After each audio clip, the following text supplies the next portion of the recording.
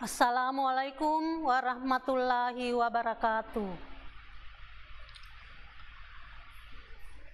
Jumpa lagi dalam pelajaran Bahasa Indonesia kelas 9, yaitu tes tanggapan. Anak-anakku di rumah, bagaimana kabarnya pada hari ini? Mudah-mudahan sehat walafiat. Dan tentunya anak-anakku siap belajar pada hari ini.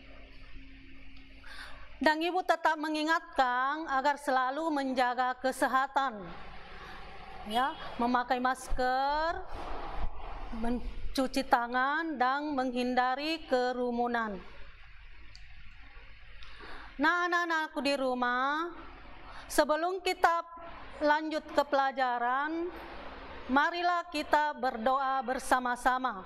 Semoga pada hari ini anak-anakku mendapat berkah dari Allah Subhanahu wa Ta'ala. Doa dimulai.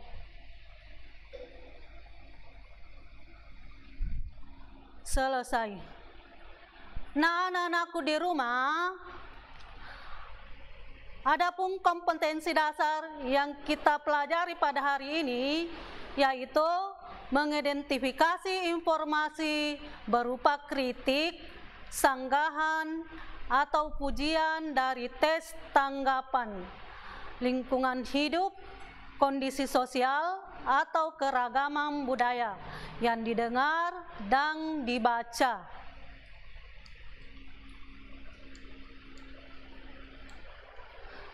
Kemudian tujuan pembelajaran pada hari ini yang akan dicapai yaitu mencermati struktur tes tanggapan.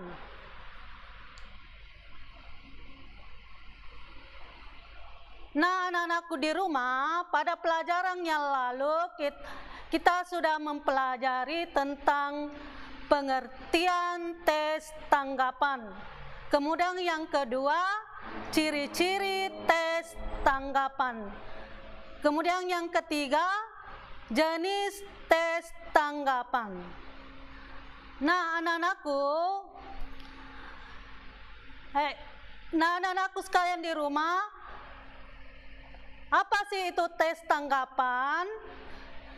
Tanggapan adalah cara penyampaian pendapat berupa saran atau kritik sebagai ungkapan persetujuan maupun rasa tidak setuju terhadap suatu hal atau karya.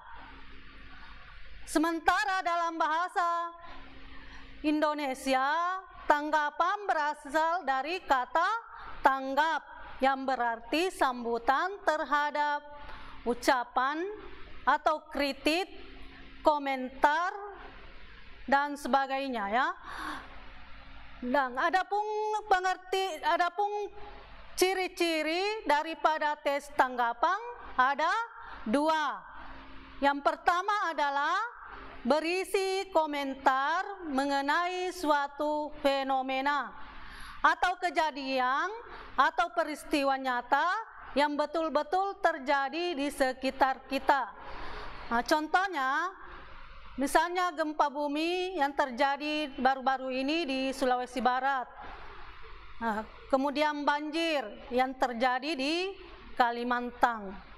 Kemudian ciri-ciri kedua, memiliki 3 struktur, yaitu konteks, deskripsi, dan penilaian. Kemudian jenis-jenis tanggapan. Ada berapa jenis tanggapan? Jenis tanggapan ada 2. Yang pertama adalah tes tanggapan deskriptif. Apa itu deskriptif? Yaitu berisi tentang penggambaran suatu objek, misalnya tempat atau peristiwa, tertentu secara jelas dan terperinci sehingga pembaca seolah-olah dapat melihat sendiri atau mendengar sendiri apa yang digambarkan oleh penulis. Kemudian yang kedua, tes tanggapan berupa kritis. Apa itu kritis? Yaitu berisi komentar tentang suatu masalah dengan menggunakan cara berpikir kritis atau tajam dalam menganalisis suatu sehingga masalah tersebut dapat dipecahkan atau diselesaikan. Cara-cara tes tanggapan itu ada dua, ya. Yang pertama adalah objektif. Objektif di sini berarti harus menanggapi sesuatu berdasarkan apa yang sesungguhnya, fakta dan kenyataan. Kemudian yang kedua, santun. Santun yaitu menyampaikan tanggapan itu harus berdampak positif.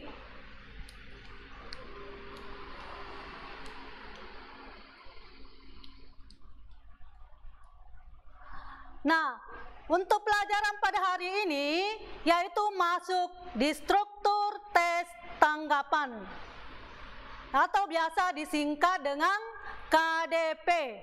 Apa itu KDP? KDP yaitu konteks, deskripsi, penilaian. Jadi konteks di sini yaitu paragraf awal.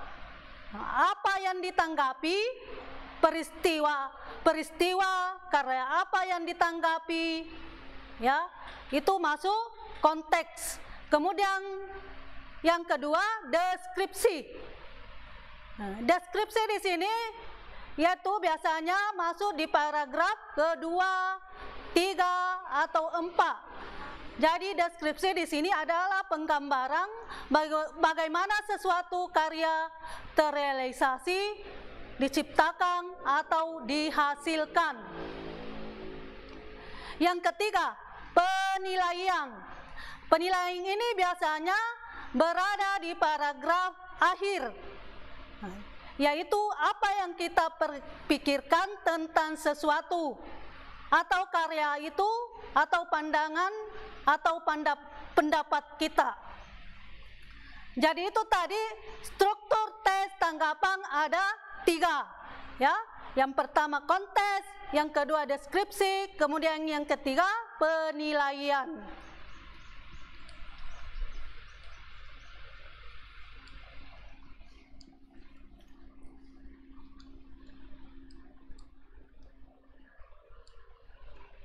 Jadi konteks di sini bagian ini berisi persoalan umum dari sebuah masalah. Selain dari persoalan umum, dalam bagian ini juga biasanya dituliskan penafsiran penulis mengenai permasalahan tersebut pula. Yang kedua, pendeskripsian. Pendeskripsian di sini merupakan bagian utama dari tes ulasan kritis yang berisi informasi tentang kelebihan atau kekurangan dari sebuah pernyataan yang dapat mendukung atau melemahkan.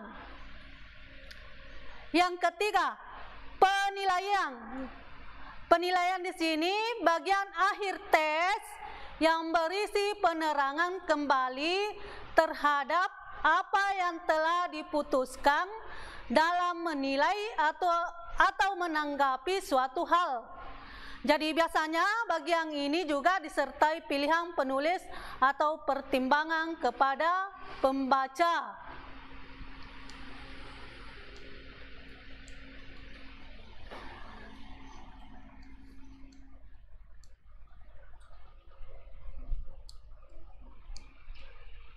Nah, contohnya di sini ya. Ini sebuah contoh lukisan Affandi yang berjudul Kebun Cengkeh. Ya, lukisan ini adalah sebuah karya seni berkelas tinggi dari San Maestro Affandi. Ia melukiskan pemandangan alam perkebunan cengkeh di area perkebunan berbukit yang masih alami dan tanpa apa adanya dari alam. Untuk menghidupkan suasana pada lukisan dihadirkannya figur manusia sebagai objek pendukung, tetapi ini dari lukisan tetap menunjukkan adanya aktivitas kehidupan yang menyatu dengan alam. Seperti biasa, ekspresi goresan khas Affandi yang unik menjadikan lukisan ini lebih istimewa lagi. Seperti kebanyakan lukisan Affandi yang lainnya, ia selalu menempatkan matahari sebagai objek utamanya. Namun dalam lukisan ini, penempatan matahari tampak unik, seolah sang pelukis ingin mengambil perspektif posisi di balik matahari. Tampak dalam lukisan matahari tidak ada di balik bukit, tetapi di atas bukit dan bahkan menutupi bukit. Keunikan ini sepertinya hanya dimiliki oleh Affandi, sehingga sudut pandang maestro ekspresionis ini dalam berekspresi, ia memang layak untuk menjadi seorang pelukis ternama. Jadi itu tadi contoh lukisan Affandi yang berjudul Kebun Cengkeh. Nah, di sini anak-anakku bisa melihat contoh struktur tes tanggapan. Jadi contohnya di sini ya konteks pelukis Affandi. Jadi ini tahun karyanya pada tahun 1981. Judulnya Kebun Cengkeh dan media yang digunakan yaitu minyak dan kanvas. Jadi ini tadi bagian ini masuk di bagian konteks. Biasanya terdapat di bagian awal paragraf. Ya, jadi anak-anakku bisa mengamati lukisan tersebut. Ya, yang mana lukisannya ini jadi medianya adalah minyak dan kanvas. Ya, anak-anakku bisa melihat sendiri ya bagaimana lukisan itu jadi lukisannya sangat menarik ya, sehingga banyak yang menggemari atau meminati daripada lukisan tersebut. Kemudian masuk di bagian deskripsi dan penilaian. Nah, yang mana di situ bagian deskripsi? Bagian deskripsi di sini adalah sebuah karya seni berkelas tinggi dari sang maestro Affandi. Ia melukiskan pemandangan alam perkebunan cengkeh di area perkebunan berbukit yang masih alami dan tanpa apa adanya dari alam. Untuk menghidupkan suasana pada lukisan, dihadirkannya figur manusia sebagai objek pendukung. Tetapi ini dari lukisan tetap menunjukkan adanya aktivitas kehidupan yang menyatu dengan alam. Jadi ini tadi termasuk bagian deskripsi. Ekspresi goresan khas Affandi yang unik menjadikan lukisan ini lebih istimewa. Jadi bagian ini masuk pada penilaian.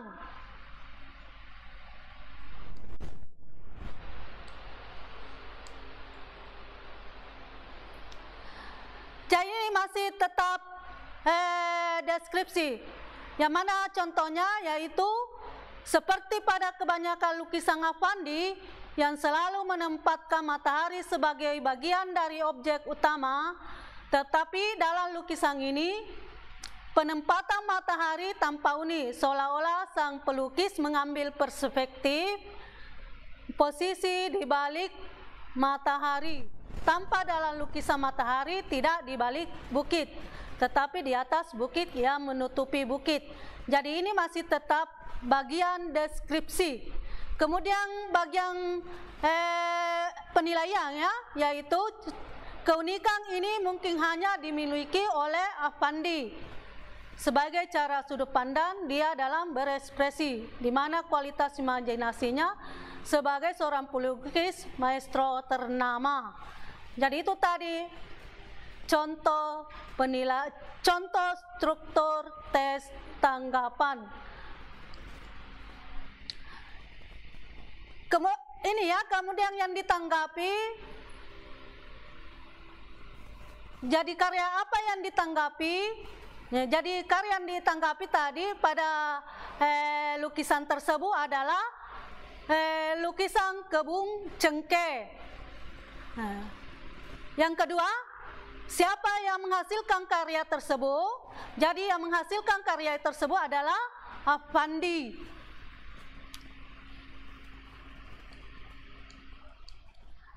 Yang ketiga, siapa yang menanggapi? Yang menanggapi di sini adalah dilihat dari tanggapannya yang menggunakan banyak bahasa teknis seni. Kemungkinan penanggapnya adalah seorang kurator atau penilai atau kritikus seni. Jika bukan, kemungkinan seorang jurnalis seni atau orang yang sangat menyukai seni murni dan biasa jadi seorang kolektor. Ya, jadi itu sih yang menanggapi. Selanjutnya, bagaimana bentuk tanggapannya? Jadi bentuk tanggapannya di sini yaitu diberikan adalah pujian, tidak ada kritik, ya, yang diberikan pada tulisan di atas. Selanjutnya, bagaimana cara menanggapinya? Jadi cara menanggapinya di sini yaitu penanggap memberikan konteks singkat berupa deskripsi karya di bagian yang paling menariknya saja. Kemudian membahas teknik lukis yang dianggap sangat baik atau dipuji dari Maestro Affandi. Tanggapan diakhiri oleh penyimpulan bahwa inti dari keindahan lukisan adalah sudut pandang dan teknik lukis Affandi yang unik dan istimewa. Ya, jadi itulah tadi struktur tes tanggapan untuk materi pada hari ini. Nah, anak-anakku di rumah, mudah-mudahan apa yang Ibu jelaskan pada hari ini bisa dipahami dan Ibu akan mengingatkan kembali agar tugas-tugasnya tetap diselesaikan. Wabillahi taufiq wal hidayah. Assalamualaikum warahmatullahi wabarakatuh.